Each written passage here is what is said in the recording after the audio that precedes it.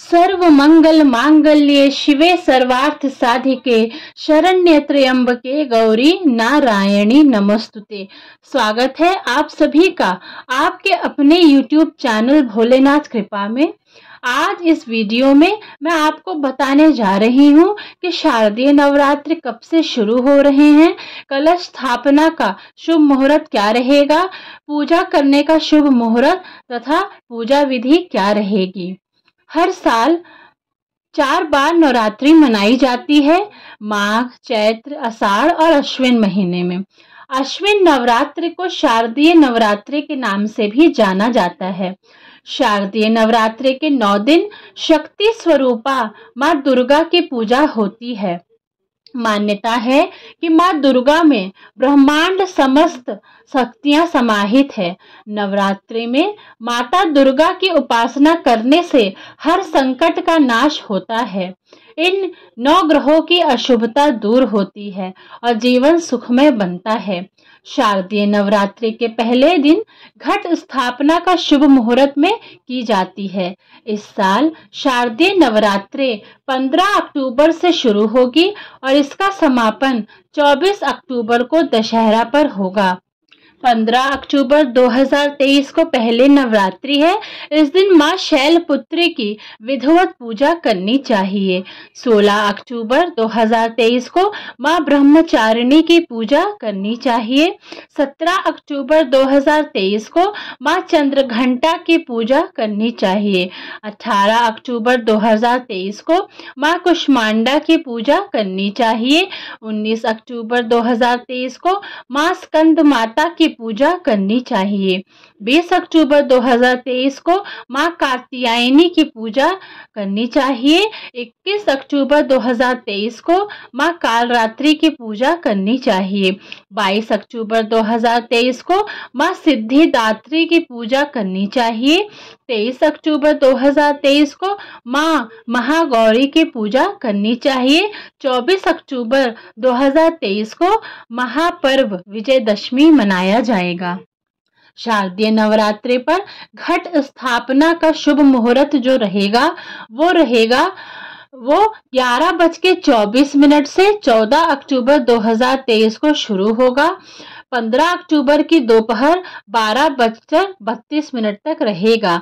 यानी 14 अक्टूबर 2023 को रात 11:24 से शुरू होगा और 15 अक्टूबर को 12:32 दोपहर तक रहेगा। पहले दिन यानी प्रतिपदा तिथि पर कलश स्थापित कर माँ दुर्गा की का आवाहन किया जाता है। अभिजीत मुहूर्त जो इस दिन पड़ेगा वह रहेगा सुबह 11:48 से दोपहर 12:36 तक। घट स्थापना के लिए जो आवश्यक सामग्री होती है उनकी लिस्ट कुछ इस प्रकार है। स्वच्छ मिट्टी या तांबे का कलश जिसके साथ ढक्कन भी होना चाहिए, कलावा, जौ बोने के लिए चौड़े मुंह वाला मिट्टी का पात्र, लाल कपड़ा, नारियल, आम या अशोक के पत्ते, सप्तधान्य, मिठाई, इत्र, सिक्का, अक्षत, सुपारी, गंगाजल, दुर्बा, लाल पुष्प, सिंदूर, लौंग, इलायची और पान। शारदीय नवरात्रि में कैसे घट स्थापना करना है उसकी विधि आप विस्तार में मैं आपको बताने जा रही हूँ। नवरात्रि के पहले दिन शुभ मुहूर्त में ही कलश का स्थापना करना चाहिए। स्नान के बाद लाल वस्त्र पहने फिर कलश स्थापना के लिए एक मिट्टी के पात्र में पवित्र मिट्टी रखें और उसमें जौ बोएं। ईशान कोण में कलश स्थापना शुभ मानी जाती है। पूजा की चौकी पर लाल कपड़ा बिछाएं, इस पर माँ दुर्गा की तस्वीर स्थापित करें। एक तांबे या मिट्टी के कलश में गंगा जल डालें, स्वच्छ जल भर के इसमें सिक्का, अक्षत, सुपारी, लौंग के जोड़े, दुर्वा घास, इत्र और इलायची डालें। कलश के मुख पर मौली बांधें। एक नारियल पर लाल चुनरी को मौली से बांध दें। ध्यान रहे, मौली आपको 7 बार घुमाना है नारियल के ऊपर। कलश में आम के पत्ते लगाकर उसके ऊपर नारियल रखें। जो आम के पत्ते लगाना है या तो वो 5 की संख्या में हो, 7 की संख्या में हो या 9 की संख्या में हो तो बहुत ही शुभ माना जाता है। जौ वाले पात्र और कलश को माँ दुर्गा की फोटो के दाईं ओर स्थापित कर दें। कलश स्थापना पूरी कर माँ जगदम्बा का आह्वान करें। प्रतिदिन जब आप नवरात्रि के दिन 9 दिन उस पूजा करेंगे तो जो आप जिस पात्र में आपने जौ उगाया है उसमें थोड़ा थोड़ा जल डाल के उसे सींचे ताकि बहुत ही सुंदर जौ उसमें उगे। नवरात्रि पर्व पर माता की आराधना के साथ ही व्रत, उपवास और पूजन का विशेष महत्व है। जिस प्रकार नवरात्रि के 9 दिन माँ दुर्गा के अलग अलग रूपों की पूजा की जाती है, उसी प्रकार इस 9 दिनों में माता के प्रत्येक दिन के अनुसार भोग या प्रसाद अर्पित करने से देवी माँ सभी प्रकार की समस्याओं का नाश करती हैं।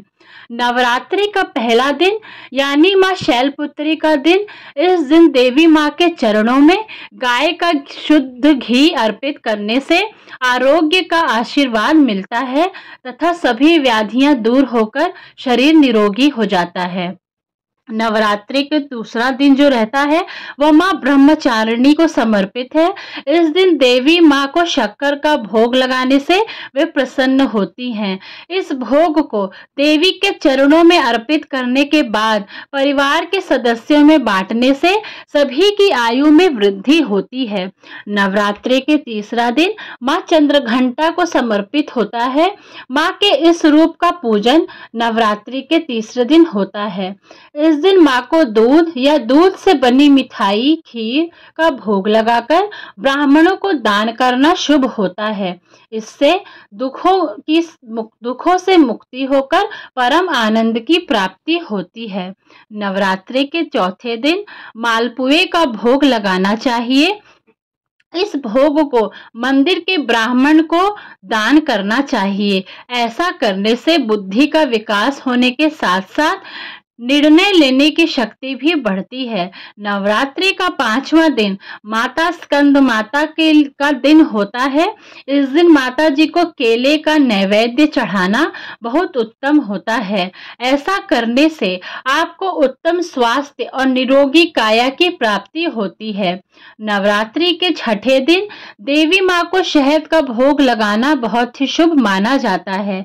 इस दिन शहद का भोग लगाने से मनुष्य की आकर्षण शक्ति में वृद्धि होती है। नवरात्रि का 7वां दिन देवी माँ को गुड़ का भोग लगाना चाहिए। 7वें नवरात्रि पर माँ को गुड़ का नैवेद्य चढ़ाने व उसे ब्राह्मण को दान करने से शोक से मुक्ति मिलती है एवं आकस्मिक आने वाले संकटों से भी रक्षा होती है। नवरात्रि के 8वें दिन माता रानी को नारियल का भोग लगाना चाहिए। इससे संतान संबंधी परेशानियों से छुटकारा मिलता है और देवी माँ की कृपा प्राप्त होती है। नवरात्रि के दिन यानी अंतिम दिन यानी 9वीं तिथि के दिन तिल का भोग लगाकर ब्राह्मणों को दान करना चाहिए। इससे मृत्यु भय से राहत मिलती है, साथ ही अनहोनी होने की घटनाओं में भी बचाव होता है। नवरात्रि के 9 रंग। नवरात्रि के 9 दिनों तक माँ दुर्गा के प्रिय रंगों का पूजा में उपयोग करना उत्तम माना जाता है। मान्यता है देवी को हर दिन अलग अलग रंग के वस्त्र पहनाने, साथ ही जातक अगर खुद उन रंगों का इस्तेमाल करे तो देवी दुर्गा का विशेष वरदान प्राप्त होता है। आइए जानते हैं कि नवरात्रि के 9 दिन कौन से रंग के कपड़े हम पहन सकते हैं। नवरात्रि के पहले दिन माँ शैलपुत्री की पूजा होती है। इस दिन सफेद रंग के वस्त्र हम पहन सकते हैं। नवरात्रि का दूसरा दिन माँ ब्रह्मचारिणी की पूजा की जाती है। इस दिन लाल रंग का प्रयोग करना चाहिए।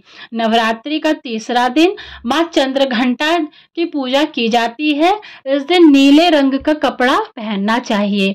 नवरात्रि के चौथे दिन माँ कुष्मांडा माता की पूजा की जाती है।